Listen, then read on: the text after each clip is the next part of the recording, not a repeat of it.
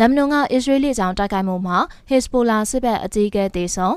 လက်ဘနွန်နိုင်ငံဘေရွတ်မြို့ရဲ့စင်ကြေပုံရပ်ကွက်တစ်ခုမှာအစ္စရေးရဲ့လေကြောင်းတိုက်ခိုက်မှုကြောင့်ဟစ်ဇ်ဘိုလာပျောက်ကြားအဖွဲ့ရဲ့စစ်ဘက်အကြီးအကဲသေဆုံးသွားပါတယ်။ဂါဇာစစ်ပွဲကိုအကြောင်းပြုပြီးအစ္စရေးနဲ့ဟစ်ဇ်ဘိုလာတို့ကြားအပြန်အလှန်တိုက်ခိုက်မှုတွေကိုအမေရိကန်ကဂျောင်းဝင်စစ်ဆက်ပေးမှုနဲ့အတူပြီးခဲ့တဲ့တစ်နှစ်လောက်ကအပြစ်ခတ်ရက်စဲခဲ့ပါတယ်။အဲဒီသဘောတူညီမှုရှိနေတဲ့အတိုင်းလက်ဘနွန်အခြေစိုက်ပျောက်ကြားတပ်ကိုနိုဝင်ဘာ23ရက်နေ့မှာအစ္စရေးကတိုက်ခိုက်ခဲ့တာဖြစ်ပါတယ်။အစ္စရေးစစ်တပ်ကဘေရွတ်တောင်ပိုင်းစင်ကြေပုံရပ်ကွက်တနေရာမှာဟစ်ဇ်ဘိုလာရဲ့ယာယီစစ်ဦးစီးချုပ်အလီထတ်ထာပိုင်းကိုပြစ်မှတ်ထားတဲ့စစ်စင်ရေးတစ်ခုလှုပ်ဆောင်ခဲ့ကြောင်းအတည်ပြုခဲ့ပါတယ်။အီရန်ကကြောထောင်းနောက်ခံပေးထားတဲ့ဟစ်ဇ်ဘိုလာတပ်ဖွဲ့အားလည်းနောက်ပိုင်းမှာတော့တပ်ထားပိုင်းသေဆုံးခဲ့တဲ့သတင်းကိုအတည်ပြုခဲ့ပါတယ်။ဟစ်ဇ်ဘိုလာတွေကတပ်ထားပိုင်းကိုဂျီဟတ်လှုပ်ရှားမှုရဲ့အခမ်းအနားဆုံးခေါင်းဆောင်တူဖြစ်ရှင်းညွှန်းခဲ့ကြပါတယ်။လေကြောင်းတိုက်ခိုက်မှုကြောင့်အဆောက်အဦတစ်ခုပျက်စီးခဲ့ပြီးလူ9ဦးလောက်သေဆုံးခဲ့ကြောင်းသတင်းတွေထွက်ပေါ်နေပါတယ်။အရီဆောင်ပြန်နာမှာရရင်ဟစ်ဇ်ဘိုလာအရာရှိတူဖြစ်တဲ့မာမွတ်အိုမာတီကအစ္စရေးဟာလုံလုံကဲကဲစီးကြော်လိုက်တာဖြစ်တယ်လို့ဆွဆွဲသွားပါတယ်